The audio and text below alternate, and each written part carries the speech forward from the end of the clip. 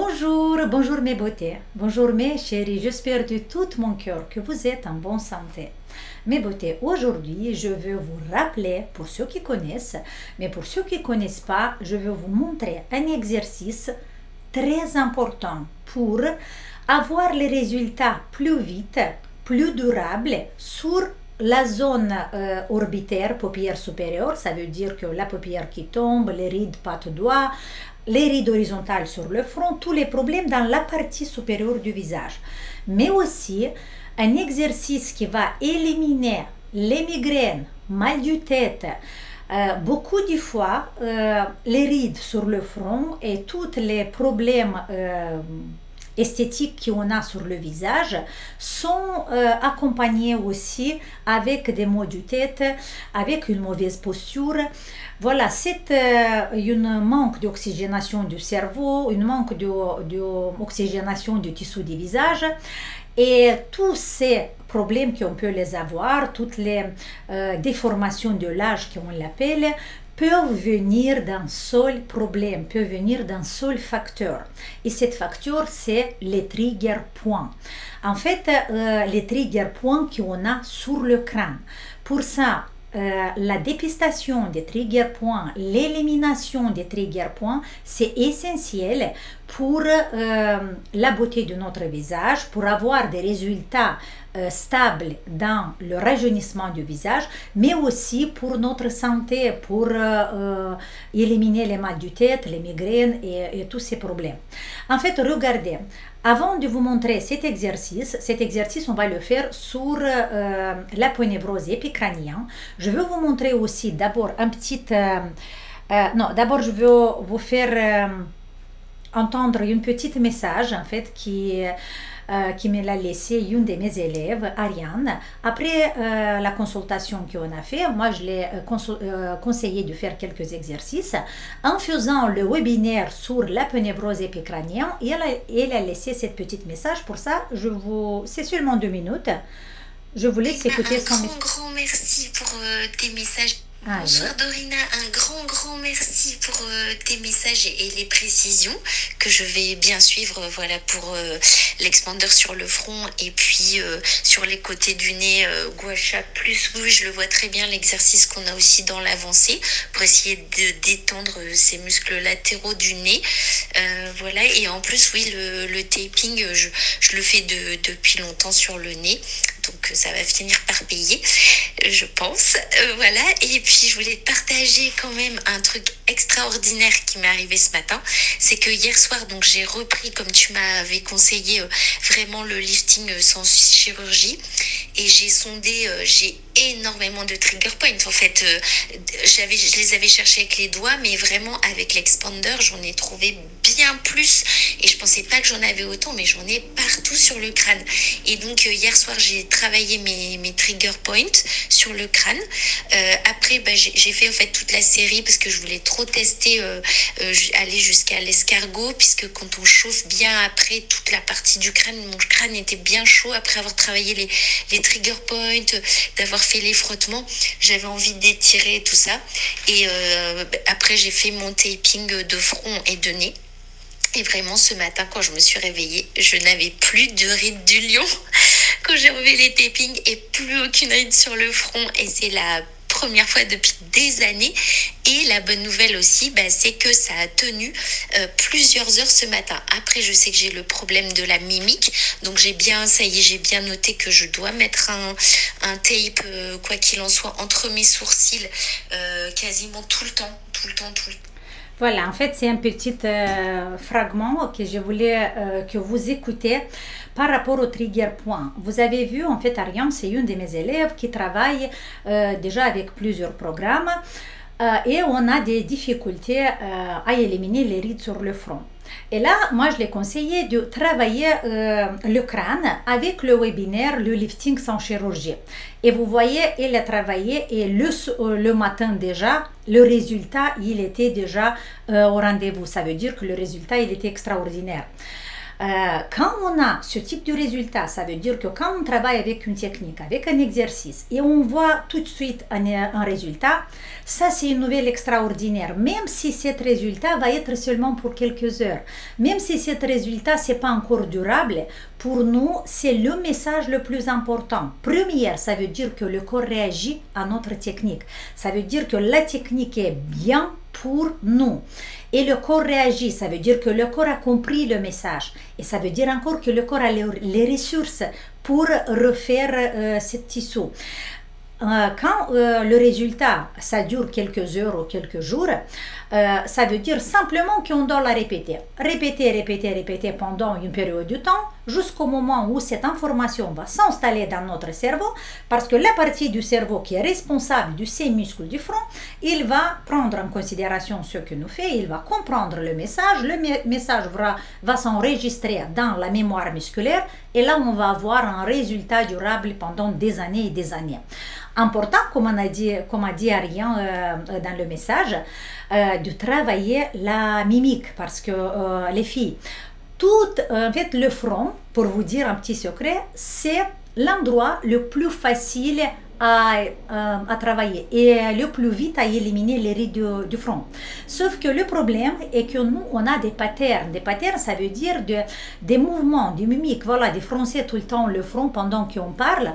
C'est une mimique répétitive qu'on l'appelle voilà, un pattern.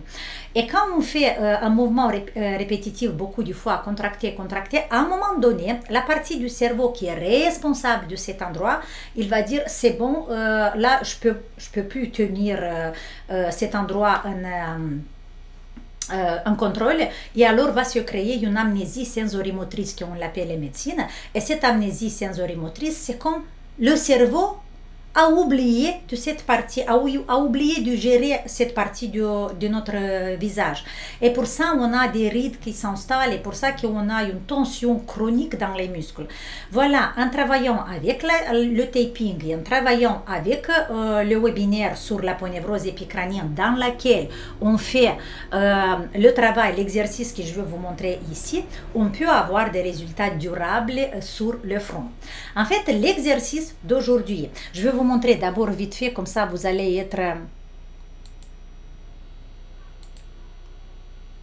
Comme ça vous allez comprendre mieux de quoi je parle. Regardez, ici, on a... vous voyez le lobe, ça c'est le muscle fronto-occipital. Ça veut dire qu'on a le lobe frontal, à droite le lobe frontal, et à gauche vous voyez la partie rouge, on a le lobe occipital. Le muscle fronto-occipital va se unir à travers l'aponévrose épicrânienne. Voilà, dans cet endroit, dans l'aponévrose épicrânienne, mais compris le muscle fronto-occipital, beaucoup de fois, il y a des trigger points. Ici, on a le crâne. Vous voyez, sur le crâne, on a aussi plusieurs couches, comme sur le visage. Nous, on pense qu'il n'y a que la peau, et après il y a l'os, un petit muscle, et après il y a l'os. En fait, c'est pas vrai. Regardez, ici on a la peau, après on a une couche qui s'appelle l'aponévrose épicrânienne, que vous l'avez vu dans la photo précédente. Après on a périoste, c'est la surface, la partie superficielle de l'os. Après on a l'os, et voyez encore quelques couches. Vous voyez, en fait, sur le crâne, on a aussi plusieurs couches, et chaque couche peut avoir ses problèmes. Et voilà, dans la majorité des cas, on a des trigger points qui sont situés dans la deuxième couche, qui on l'appelle l'aponévrose. C'est l'aponévrose épicrânienne. C'est avec cette couche qu'on va travailler dans cet exercice. Maintenant, vous allez prendre ou l'expandeur, si vous avez l'expandeur, si vous connaissez. Sinon, simplement, vous allez en pharmacie, ou peut-être vous avez à la maison une ventouse en silicone qui on travaille la cellulite. C'est la ventouse pour faire le massage sur le corps contre la cellulite. Ce qu'on va faire, on va travailler avec cette partie arrondie. Pourquoi je vous conseille la ventouse? En fait, la ventouse, c'est pour les personnes qui n'ont jamais travaillé sur le crâne, qui connaissent pas ce travail, qui n'ont jamais massé masser le crâne en profondeur. Mais pour les personnes très âgées qui ont des problèmes de santé, qui ont une tension artérielle qui est montée, là, dans ce cas, on va travailler avec cet objet parce qu'il est plus doux. Les personnes qui connaissent déjà mes beautés, qui sont dans le groupe Telegram, qui travaillent avec les programmes, là, l'expander, vous le connaissez, c'est avec lui que vous allez travailler. Qu'est-ce qu'on va faire? Première étape, on va simplement prendre chaque petite portion de notre crâne et on va le chauffer de cette façon. Sur chaque portion, on va rester 3-4 secondes. En fait, un petit échauffement de tous les tissus, de toutes les couches qu'il y a sur le crâne. On va parcourir tout le crâne, ok? Une fois que vous avez fait même bien la zone occipitale, là vous massez bien pour chauffer. En fait, c'est un échauffement. Massez pas trop profonde, c'est en surface qu'on chauffe un peu. Deuxième étape, c'est parti pour la recherche des trigger points.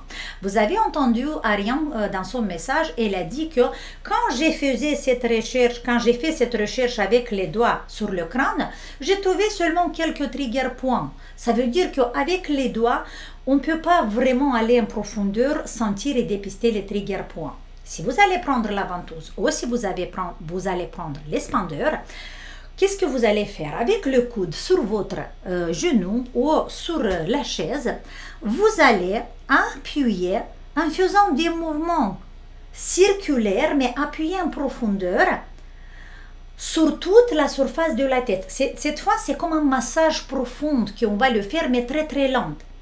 Pourquoi? Parce qu'à un moment donné, en massant en profondeur une zone, vous allez dire, ah, ici ça fait mal, mais ah là, ici ça fait tellement mal. C'est une douleur locale ou ça peut être une douleur référée. Ça veut dire que c'est un trigger point. Une douleur locale qui peut être aiguë ou une douleur référée qui ça peut donner mal à l'épaule, ou peut-être dans les cervicales, ou peut-être dans le cou, ou peut-être dans une autre partie du corps. Ça, c'est vraiment la description d'un trigger point. En appuyant comme ça sur toute la tête, vous allez les dépister. D'abord, vous allez les trouver. Si par exemple, vous pouvez faire de cette façon. D'abord, cherchez partout et voyez combien de trigger points vous avez, s'il y a beaucoup ou s'il n'y a pas beaucoup. Ou vous pouvez simplement, quand vous massez une partie, par exemple, je masse cette zone-là, en profondeur, là j'ai trouvé un trigger point. Je m'arrête et j'appuie.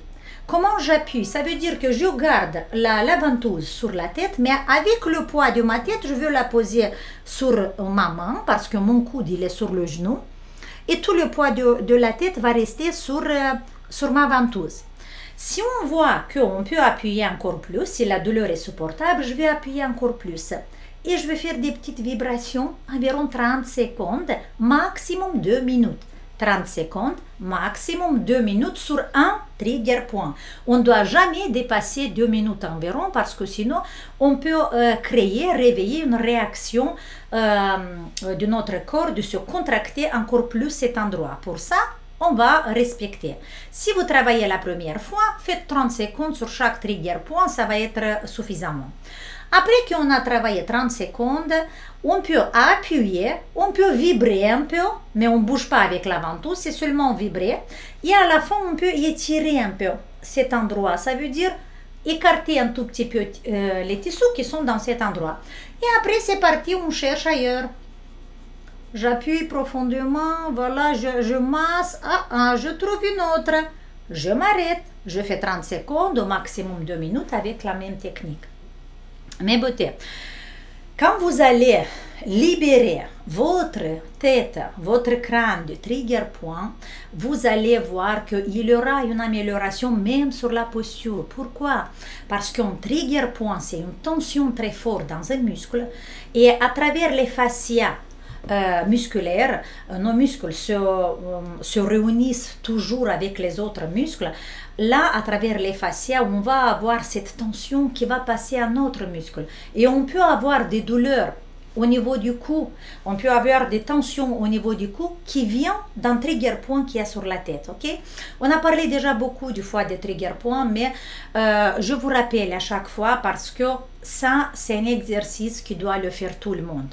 Les personnes qui travaillent avec mes programmes, les personnes qui ne travaillent pas avec les programmes, les personnes qui travaillent que avec les vidéos sur YouTube, cet exercice, c'est très important à le faire. Ok? Voilà, j'espère que vous avez aimé cette vidéo. Mettez-moi un pouce bleu, partagez avec vos amis, avec les personnes que vous aimez, parce que ça, c'est une information très importante pour vivre mieux. Vous allez améliorer aussi la vue parce que beaucoup de fois on a mal dans la zone orbitaire et on ne voit pas trop bien, il y a du flou dans la tête. C'est parce qu'il y a cette tension qui est cachée profondément dans la ponévrose épicrânienne, mais aussi dans le crâne, dans la périoste. Pour ça, les trigger points, ils peuvent être aux différents niveaux. Voilà, je vous aime, je vous adore. Si vous voulez travailler comme Ariane, par exemple, avec le webinaire, le lifting sans chirurgie, c'est dans cet webinaire que vous le trouvez sur le site, dans la rubrique nos webinaires. C'est dans cet webinaire que vous allez apprendre plusieurs techniques de travail, un travail plus complexe sur le crâne, sur la ponévrose épicrânienne et pour éliminer tous les problèmes qu'il y a dans la zone orbitaire.